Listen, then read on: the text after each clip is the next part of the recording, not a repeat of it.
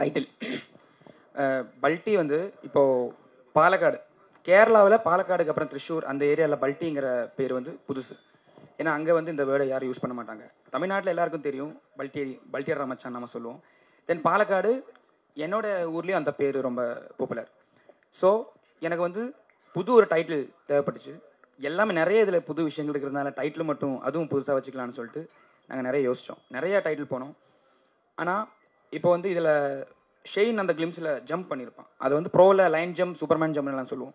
So எனக்கு என்னென்னா பல்ட்டிங்கிற இதை வந்து நம்ம பல்ட்டி அடிப்போம் இல்லையா, ஸோ அதை வச்சு அதை கனெக்ட் பண்ணேன். ஸோ அந்த ஜம்பாக இந்த படத்தில் பல்ட்டியாக நாங்கள் காமிச்சிருக்கோம். தென் டைட்டில் சொன்னதும் ப்ரொடியூசர்ஸ் ஃபஸ்ட்டு வந்து யோசிச்சாங்க. ஏன்னா மலையாளத்தில் இந்த டைட்டில் எப்படி கொண்டு போய் சேர்க்குறோம், ஏன்னா ஒரு டைட்டில் ரொம்ப இம்பார்ட்டன்ட் படத்துக்கு. ஸோ அந்த கேட்கும்போது அந்த புதுசாக அந்த ஃபீல் அது கேரளாவில் ரொம்ப ஒர்க் ஆகிருக்கு. ஸோ அதனால தான் பல்ட்டிங்கிற டைட்டிலை சூஸ் பண்ணோம். சாய் அபய், கங்க்ராச்சுலேஷன். இது உங்களோட ஃபர்ஸ்ட் ஸ்டேஜ், ஃபர்ஸ்ட் படம்னு நினைக்கிறேன். Thank you ma'am. ஸோ நிறைய ஆல்பம் சாங் வந்து நிறைய ஹிட் ஆயிருக்கு, நிறைய யங்ஸ்டர்ஸ்ட்டு போயிருக்கு. இப்போ அப்கமிங்கில் பார்த்தீங்கன்னா ஆர்ஜே பாலாஜி படங்களாக இருக்கட்டும், சூர்யா சார் படங்கள், நிறைய பெரிய படங்களாக பண்ணுறீங்க. ஆல்பம் சாங் பண்ணுறதுக்கும் படங்களுக்கு ஒர்க் பண்ணுறதுக்கும் என்ன டிஃப்ரென்சியேஷன் இருக்குது? சிமிலராக தான் இருக்குது. ஏன்னா லைக் இப்போ இருக்கிற டிரெக்டர்ஸ் அண்ட் எல்லாருமே வந்து ஃப்ரெஷ்னஸ் ரொம்ப விரும்புகிறாங்க. ஸோ அந்த ஃப்ரெஷ்ஷாக நம்ம ஏதாவது ட்ரை பண்ணணும்னு நினச்சா அது ரொம்ப அலோவ் பண்ணுறாங்க. அந்த மாதிரி ஒர்க் பண்ண அலோவ் பண்ணுறாங்க இல்லையா. ஸோ அது அந்த டிஃப்ரென்ஸ் வந்து அது பிரேக் பண்ணுது.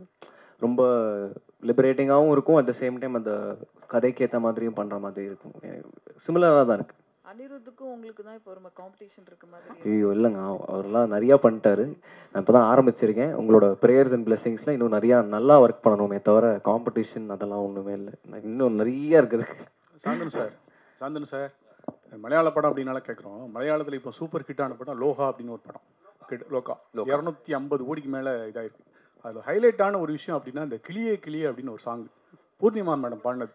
கிட்டத்தட்ட 42 வருஷம் கழிச்சு இன்னும் பேசப்படுது.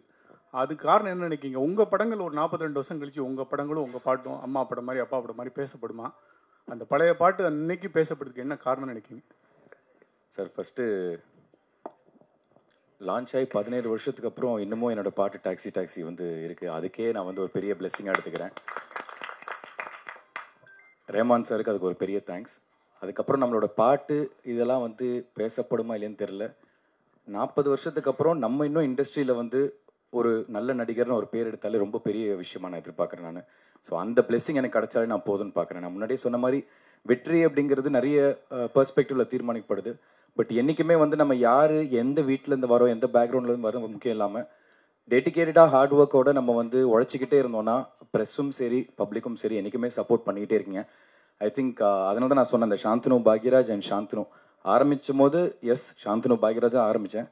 பட் இன்னைக்கு வரைக்கும் நான் ஓடிட்டுருக்கேன்னா அது வந்து சாந்தனுங்கிற ஒரு தனிப்பட்ட நபரை தான் வந்து எல்லாருமே பார்த்து சப்போர்ட் பண்ணியிருக்கீங்க. ஸோ அது வந்து இன்னும் நீடிக்கணும். நீங்கள் சொன்ன மாதிரி அது ஒரு பிளெஸ்ஸிங்காகவே எடுத்துக்கிறேன்.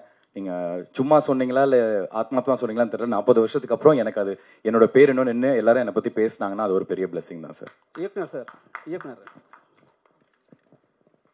சார் படத்தில் 4 கதாநாயகன் சொன்னீங்க சரிங்களா? அதில் பெஸ்ட் ஆக்டர் யாருக்கு கொடுக்கலாம் நீங்களே சொல்லுங்கள். எங்கே இருக்கீங்கன்னா ஓகே சொல்லுங்கண்ணே. பெஸ்ட் ஆக்டர் ஏன்னா நீங்கள் செலக்ட் பண்ணது எல்லாமே நல்ல ஆர்டிஸ்ட் சரிங்களா? யார் வந்து நல்லா பர்ஃபார்மன்ஸ் பண்ணியிருக்கா? இல்லைங்க, நான் எப்படி ஒரு பெர்ஃபார்மன்ஸை பார்க்குறேன்னா ஒரு சீனில் ஒருத்தர் இப்போது ஷெயின் நல்லா சாந்தனு ப்ரோ நல்லா பெர்ஃபார்ம் பண்ணான்னா ஷெயின் அதை விட நல்லா பெர்ஃபார்ம் பண்ணுவான். அடுத்த டைலோ சாந்தனு ப்ரோ இன்னும் ஸ்கோர் பண்ணுவார். அந்த 2 பசங்க இன்னும் ஸ்கோர் பண்ணுவாங்க. ஸோ எப்போவுமே அவங்களுக்குள்ள அந்த சீனை நல்லா கொண்டு வர தான் காம்படிஷன் இருந்தது தவிர அவங்களுக்குள்ள காம்படிஷன் இருந்தது கிடையாது. ஹெல்த்தியாக ஏன்னா எனக்கு வந்து 4 ஸ்டார்ஸ் வச்சு படம் 4 பசங்களை வச்சு பண்ணுறோம். ஏன்னா சாந்தனு ப்ரோ வந்து இங்கே தமிழில் அவர் இங்கே ஒரு ஹீரோ, ஷெயின் வந்து கேரளாவில் ஹீரோ, 2 புது பசங்க. ஸோ எனக்கு தெரியல எவ்வளோ ஹீரோஸ் எவ்வளோ ஸ்டார்ஸ் வந்து இதுக்கு ஒத்துக்குவாங்கன்னு. ஏன்னா ஈக்குவல் ஸ்பேஸ் அவங்க 2 பேருக்கும் கொடுத்து இந்த படத்தை பண்ணியிருக்கோம். அது வந்து பெரிய விஷயம் சார். நான் வந்து அதை இங்கே சொல்ல ஷெயின் ப்ரோ சாந்தனு ப்ரோ அது பெரிய விஷயம். நீங்கள் ஒவ்வொரு சீனாக பாருங்கள், எங்கேயுமே வந்து ஷெயினுக்குன்னு சொல்லிட்டு ஒரு அந்த மாதிரி இருக்காது. எல்லாருமே உதயன், குமார், மணி, ரமேஷ் அந்த 4 பேர் தான் தெரியுவாங்க. ஸோ அப்படி கேட்டிங்கன்னா 4 பேருமே எனக்கு சேர்ந்த நடிகர்கள் தான். எல்லாருமே சூப்பராக பண்ணியிருக்காங்க. Thank you. Hello Sai. Hello hello hello. Actually இதுக்கு முன்னாடி இருந்த மியூசிக் டைரக்டர்ஸ்க்குலாம் வந்து இந்த ட்ரெண்டிங் ப்ரெஷர் அப்படிங்கிறதே கிடையாது. பட் இந்த ட்ரெண்டிங்குள்ளே இப்போ மாட்டிருக்கீங்க. ப்ளஸ் ஆல்சோ பாட்டு மட்டும் இல்லாமல் பிஜிஎம்மும் வந்து கான்சன்ட்ரேட் பண்ண வேண்டிய ஒரு ஒரு சுச்சுவேஷன் இருக்கு. ஆமாம். இந்த சுச்சுவேஷன்ல நீங்க ஒரு மியூசிக் டைரக்டரா இப்பதான் வந்து ஸ்டெப் எடுத்து வைக்கும் போது எப்படி இருக்கு? இல்லை, நான் ட்விட்டர்லேயும் இன்ஸ்டாலையும் இல்லை. ஸோ அதனால் மோஸ்ட் ஆஃப் த டைம் இந்த இந்த ப்ரெஷர் பஞ்சாயத்து இருக்காது most of the time. And அதை வந்து இல்லை, கிரிட்டிசிசம் அதெல்லாம் எடுத்துக்கணும்னு நினைக்கிறேன். நானும் என்னென்னலாம் ஏதாவது சஜஷன்ஸு இந்த மாதிரி சொல்லுவாங்க, அது இப்போவே நல்லா அதெல்லாம் எடுத்துக்கிட்டு நல்லா ஒர்க் பண்ணணும்னு ஆசைப்பட்றேன். அண்ட் அதையும் தாண்டி அது நிறையா டைம் சாப்பிடுதுன்னு நினைக்கிறேன், இந்த ரெண்டு விஷயங்களும். ஸோ அதனால் அது ரெண்டுமே இல்லை. நான் வந்து ஒரு டைப் பேட் ஃபோன் வச்சு தான் இப்போது ஒர்க் பண்ணிட்டுருக்கேன் ஸ்டூடியோவில். So communication only through that. Hello Shine, welcome to Chennai. Thank you. So actually நீங்கள் வந்து ரொம்ப செலக்டிவாக தான் அதர் லாங்குவேஜஸில் மூவி செலக்ட் பண்ணுறீங்க. நிறைய ஸ்டோரிஸ் வந்திருக்கும். என்ன ஸ்டோரியில் இருந்தால் உங்களை இம்ப்ரெஸ் பண்ணலாம், நீங்கள் வந்து ஓகே சொல்லுவீங்க? என்ன ரோல் எப்படி இருக்கணும், எப்படி கதை சூஸ் பண்ணுவீங்க? ஆக்சுவலி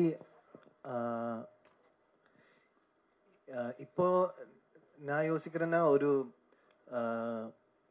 கதாமூல்யமாக இருக்கணும். ஆனால் அந்த அட் த சேம் டைம் அது கொஞ்சம் கமர்ஷியலாக பேக்கேஜிங்காக இருக்கணும் தான் நான் நினைக்கிறேன்.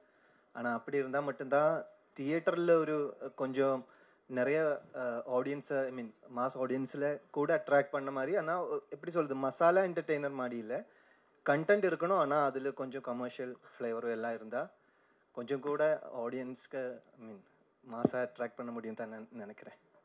சாந்தனு சார், 17 வருஷத்துக்காக 16 வருஷத்துக்கு பிறகு இப்போ மலையாளத்தில் அறிமுகமாகிருக்கீங்க 2வது முறையாக.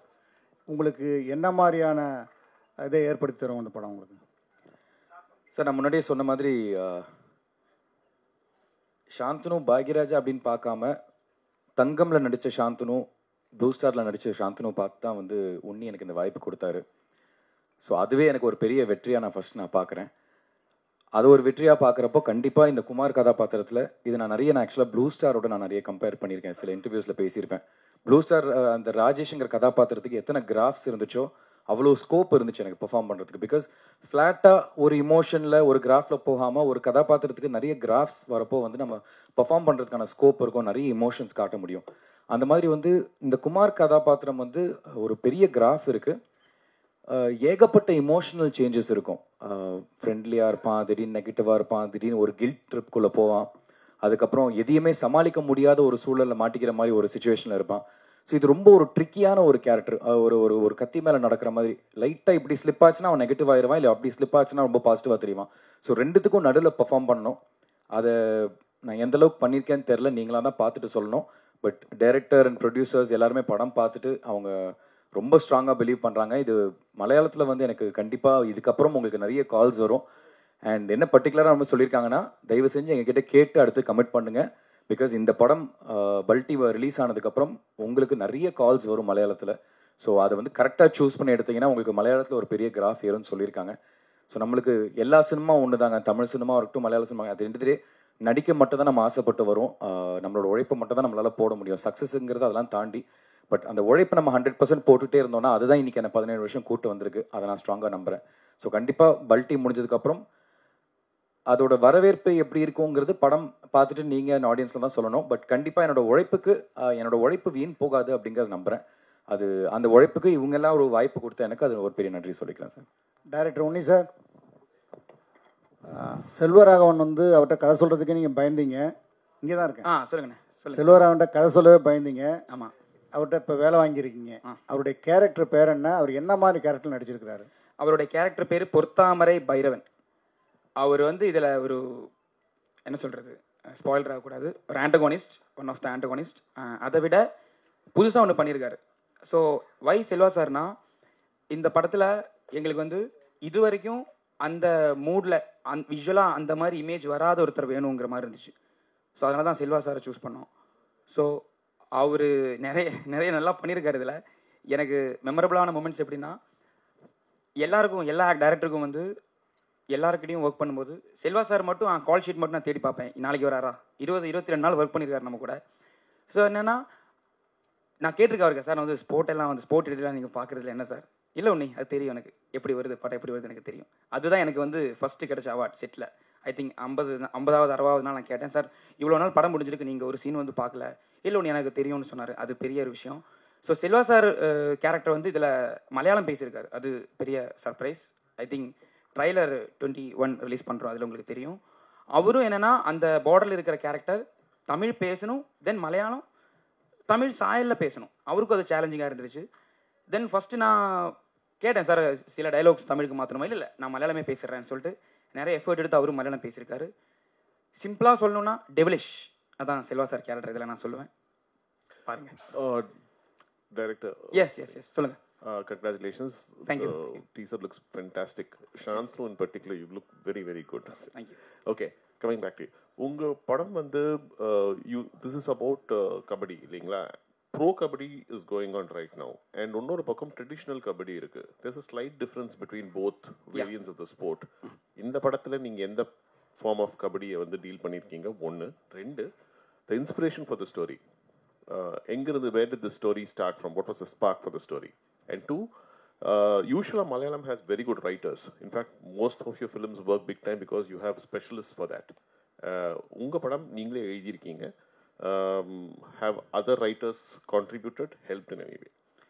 சார் ஃபஸ்ட்டு கொஸ்டினுக்கு ஆன்சர் வந்து, இப்போ நம்ம ஒரு கபடி ஃபஸ்ட்டு வந்து பல்ட்டியை வந்து கபடி படத்தை தாண்டி கபடி இதில் ஒரு கேரக்டர் எலிமெண்ட் மாதிரி தான் இருக்கும். ஏன்னா ஃபஸ்ட்டு நம்ம ஒரு ஸ்கிரிப்ட் எடுக்கும்போது டான்ஸுங்கிறத பிளான் பண்ணுவோம் இல்லையா?